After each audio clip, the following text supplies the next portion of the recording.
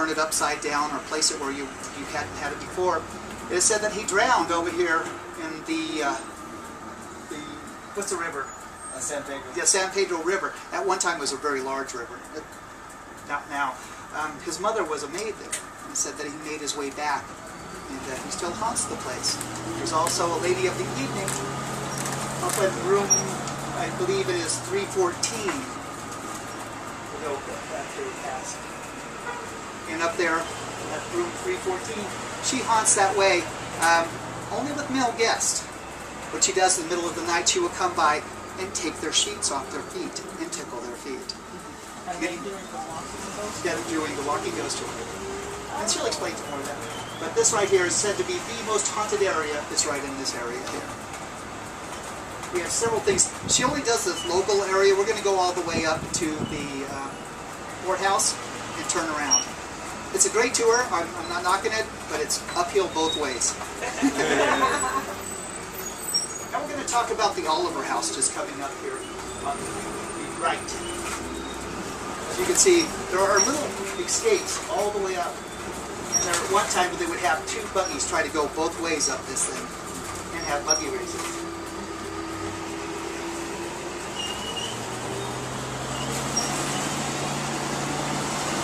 How many people live here now? 6,000, but not in this area. As I said, that most of the places here you can own the house, you just couldn't own the land. You can own 6 inches of land underneath your house. Oh, really? That hill that we saw in the back, that was covered with houses. They took the houses and moved them over 5 miles down the area to a place called Warren, Lowell, and San Jose.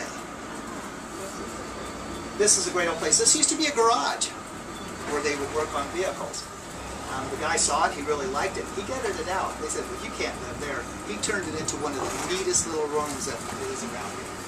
Now we're going to look up here at the Oliver House. It's this building right up here. This is one of the most haunted houses around. Also, 27 people lost their lives in that. And that's one with the gate with the angel. No, this is the one down from there. Oh. They put that there because of that. That is the Angus house. The Oliver House was put there. This angel rampway was built later. Let me tell you a story about that. This policeman was following his wife and noticed that she was messing around. So he thought, well, I'll just follow and find out. He followed her up to here. She was coming down the stairs with her boyfriend. He shot her, shot him, went into the foyer, shot the guy at the desk, went into the lounge, shot everybody there.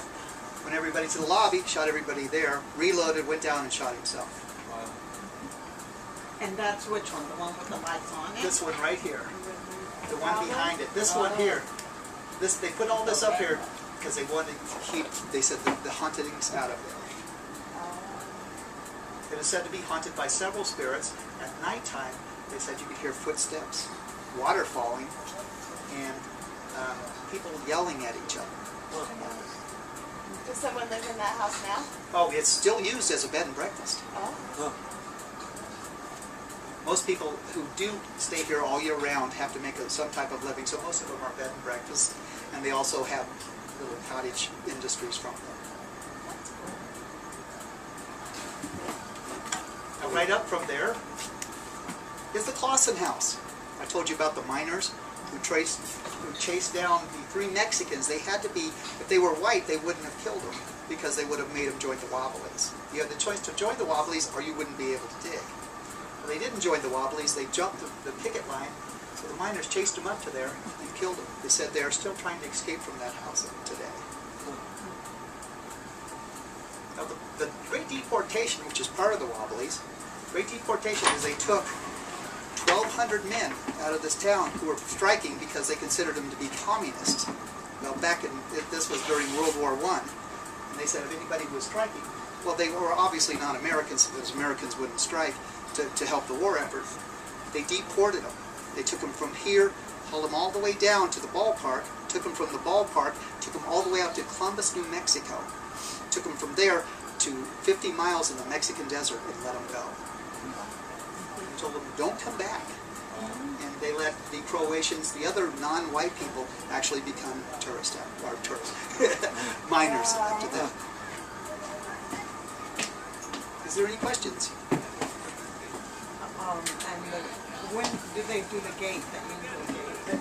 After all, this is what I've heard, is all the rumors, is because the people from down below would hear stuff all the time. They put up that to protect the spirits from that area. I'm really walking all of this.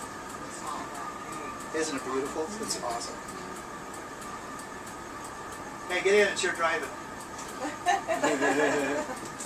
I thought you'd like to be on one of our new flyers. Now we're going through what's called the subway. As I said, all of these places not only join below, but if you look above, we'll pass it. You'll also see the overhead where they would join from one bar to another. So they wouldn't have to leave when it's raining. They could go from one bar up here all the way over to the other side. Now you'll notice right over here, this is Club Cafe Roker. We're going to talk about this. This is also, that's Walgreens? Yeah, well, Woolworth. Woolworths. This is the old Woolworth store here. They built it because J.C. Penney's put one across the street. Can you make it? Yep, I'm watching that. Okay. You're okay over here? Yeah, ready for this. Sometimes they will move these trash cans so we can't get through. As I said, there were over 1,000 steps up to, down here, and they have had what they call the 1,000-step race once a year. There's a stretch up here that goes all the way to the top of the hill where they grab a chunk of ice with some tongs and hike up the hill. It was won by a woman. She did it in 20 seconds flat. This is called Peekaboo Street, and we're going to talk a little bit about here. We're going to talk about Club Roca. This area here was also one of the deadliest places around here. So far, 2 pregnant women have been killed right here.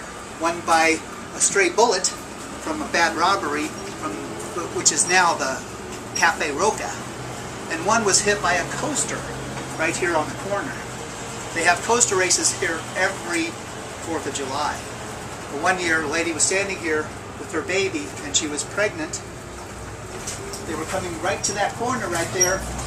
It broke, hit her, killed her on sight. When we get turned around, we're going to talk about the Bisbee Massacre. You're clear behind us? Okay, hold on. We got one person walking. Stop, stop, stop. Okay, go ahead. Well, that's our ghost tour, wouldn't it? Yeah. Too much.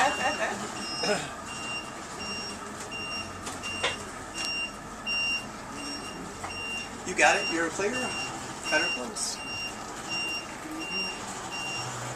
As you can tell, these weren't built for big buses. The side streets, and these are the easy side streets. Some of them go straight up. And when I mean straight up, I mean straight up.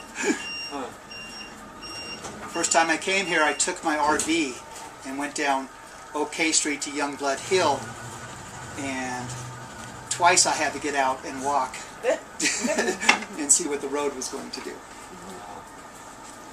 You ready? Yeah, I thought you'd like to talk about that Grand Hotel. Okay. Let's go there. We're going to start right here at the Grand Hotel. Again, another haunted place. This is the bar underneath it that is one of the really nice places to go hear the local musical people play. Up here is the Victorian room. They each have a theme. There's a cowboy room, the Oriental room. Victorian room, it is said that is a young lady who walks around moving the curtains all the time. Middle of the night, she just likes to adjust the curtains. Now up here also is the Oriental room. It is said that the bed is haunted. People sleeping there in the middle of the night, they would feel, they said, a crushing effect like a body was on top of them. They'd move and there would be nothing there. Of all the things to haunt is a bed, is why I don't know. Also down below is a large basement like everything else. This was turned into a candy shop. The basement is said to have a sweet, really perfumey smell. They'll open it up. When they get down inside there, the sweet, perfumey smell turns into the smell of death. And a lot of the people who work there, it gets so bad that they can only spend a few minutes at a time in the basement. Anything else?